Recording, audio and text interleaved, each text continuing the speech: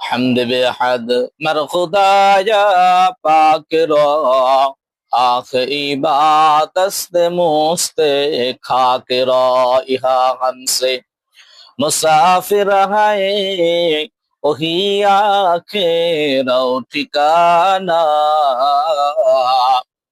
کوئی آگے روانہ ہے کوئی پیچھے روانہ অন্ধ বাইতিন কুল্লু নাসিন শারিবু কবরি বাইতিন কুল্লু নাসিন দাখিলু আল্লাহ আল্লাহ क्या मुबारक नाम है अल्लाह अल्लाह आशिकों का काम है अल्लाह अल्लाह क्या मुबारक नाम है अल्लाह अल्लाह आशिकों का काम है আল্লাহ রাব্বুল আলামিন বলেন, ও দুনিয়ার মানুষের দল, আমার আল্লাহ বলেন, ফামান ইয়ামাল মিসকালা যাররাতিন খায়রান ইয়ারা ওয়া মান ইয়ামাল মিসকালা যাররাতিন শাররান ইয়ারা। ও বান্দা, যদি এক যারা পরিমাণ ঈমান নিয়ে অন্ধকার কবরের দিকে পাড়া দাও, যদি এক যারা পরিমাণ নেকি নিয়া যদি ভালো কাজ নিয়ে অন্ধকার কবরে আসো, আমি রব্বুল আলামিন তার বদলতে যে ওয়াদা করছি ওটা আমি আল্লাহ তাবারক ওয়া তাআলা তোমাকে দান করব। ও বান্দা শুনে রাখো, ওমান ইয়ামাল মিসকালা যাররাতিন শাররান ইয়ারা। ও বান্দা, যদি এক যারা পরিমাণ গুনাহ নিয়ে অন্ধকার কবরের দিকে পাড়া দাও, দুই পাশের মাটি এমন জোরে চাপ দিবে, এই পাশের হাড় গুলা ওই পাশের ভিতরে ঢুকিয়া যাবে, কবরটা জাহান্নামের গর্ত হয়ে যাবে। জাহান্নামের ফেরেশতারা জাহান্নামের দরওয়াজাটা খুলে দিবে আর বলবে, ওরে নাফরমান, দুনিয়াতে মাওলার অক্সিজেন গ্রহণ করলি, মাওলার সুন্দর সুন্দর নিয়ামত খাইলি, তারপরও আমার মাওলারে কেন ডাকলি না, আমার মাওলার কেন ইবাদত করলি না? ও বাবারা, এই দুনিয়ার মধ্যে সব চাইতে আম্বিয়া কিরাম আলাইহিমুস সালাতু ওয়াস সালামরা মাসুম ছিলেন, যাদের চরিত্রের মধ্যেই কোন পৃথিবীর কোন বৈজ্ঞানিক কোন নাস্তিক পর্যন্ত নবীর চরিত্রে কোনো কলঙ্ক লাগাইতে পারে নাই।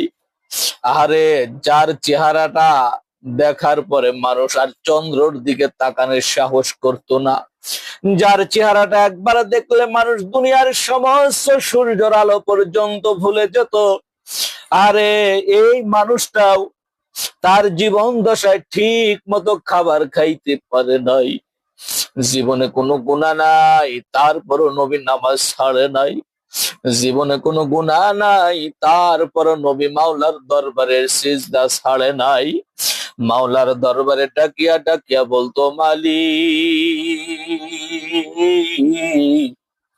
আমি তো তোমার কাছে নবী হব এই আবদার করি নাই, তুমি যে আমারে নবী বানাইলা, তুমি যে আমার তো ইজ্জত দিলা, কিয়ামত পর্যন্ত যদি তোমার দরবারে সিজদায় পড়ে থাকি, তারপরও আল্লাহ তুমি আমাকে যে নিয়ামত দিছো, আমি নিয়ামতের শুকর আদায় করে শেষ করতে পারবো না।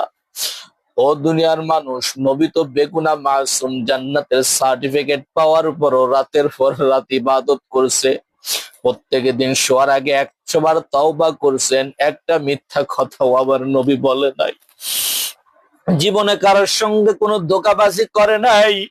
অথচ আমার তোমার জীবনের দিকে যদি তাকাই, মিথ্যা কথা ছাড়া একটা লুকমা ভাতও আমরা খাই না, ধোঁকা ছাড়া একটা সেকেন্ড আমরা চলি না, চোখের হেফাজত করতে পারি না, মুখের হেফাজত করতে পারি না, নামাজ পড়ি না, রোজা করি না, হজ করি না, যাকাত দেই না, আরে আমার মাওলাই যদি কিয়ামতের মাঠে জিজ্ঞাসাই করিয়াই বসে, ও দুনিয়ার মানুষ, 60 বছর জীবন আমি তোরে খাওয়াইলাম, 60 বছর জীবন আমি তোমার অক্সিজেন দিলাম, তোমাকে সুস্থ রাখলাম, একমাত্র আমি মাওলার ইবাদত করার জন্য কতটুকু ইবাদত করছো আজকে দেখাও। আল্লাহ রাব্বুল আলামিন বলবি, করা কিতাবাকা কাফা বিনাফসিকাল ইয়াউমা আলাইকা হাসিবা। বলবে খোলো তোমার কিতাব, খোলো তোমার বই খোলো। বলবে আল্লাহ আমার আবার কিসের বই? আল্লাহ রাব্বুল আলামিন বলেন, যেদিন তোকে জন্ম দিলাম, জন্ম তুই যখন দুনিয়াতে গেলি, জন্ম হইল, জন্মের পর থেকে নিয়ে মৃত্যুর আগ পর্যন্ত আমি রব্বুল আলামিন তোর একটা বই লিখছি। বইয়ের ভিতরে জীবনে রাতের অন্ধকারে যেই গুনাহ করছো সেটাও বাদ পড়ে নাই, দুনিয়ার কেউ দেখে নাই। বউরে ফাঁকি দিছো, সন্তান রে ফাঁকি দিছো, ও ইমাম সাহেব তুমি মুসল্লি রে ফাঁকি দিছো, ও বক্তা সাহেব তুমি তোমার শ্রোতারে ফাঁকি দিছো, ও নেতা সাহেব তুমি তোমার জনগণের ফাঁকি দিয়া গুনাহ করছো। ভাবছো কেউ দেখে নাই, কিন্তু ওই কিতাবের ভিতরে একটা কথাও কিন্তু বাদ পড়বে না। রব্বুল আলামিন বলবেন, ইকরা কিতাবাক, পড় তোর কিতাব, পড় তোর বই, কাফা বিনাফসিকাল ইয়াউমা আলাইকা হাসিবা। এইবার তুই তোর হিসাবের ব্যাপারে তুই নিজে জিম্মাদারি হয়ে যা। ইমানদারের আমল নামাগুলা তার ডান হাতের ভিতরে আসবে, আল্লাহ জান্নাতের দরজাটা খুলে দিবে। আর বেঈমানের আমল নামাটা তার বাম হাতে আসবে, কিন্তু সোজা ভাবে আসবে না। বেঈমানের বাম হাতটা পেটের ভিতরে ঢুকিয়া পিছন দিয়া তার আমল নামাটা বাম হাতে আসবে। আল্লাহ রাব্বুল আলামিনের ফেরেশতাদেরকে ডাক দিয়া বলবে, এই না ফারমানরে আমার জাহান্নামের ভিতরে ঢুকায়া দে। 70,000 ফেরেশতা, এক একটা ফেরেশতা তার পায়ের ভিতরে জিনজির পরাবে, জিনজির পরিয়া জাহান্নামের দিকে টানতে টানতে নিয়ে যাবে।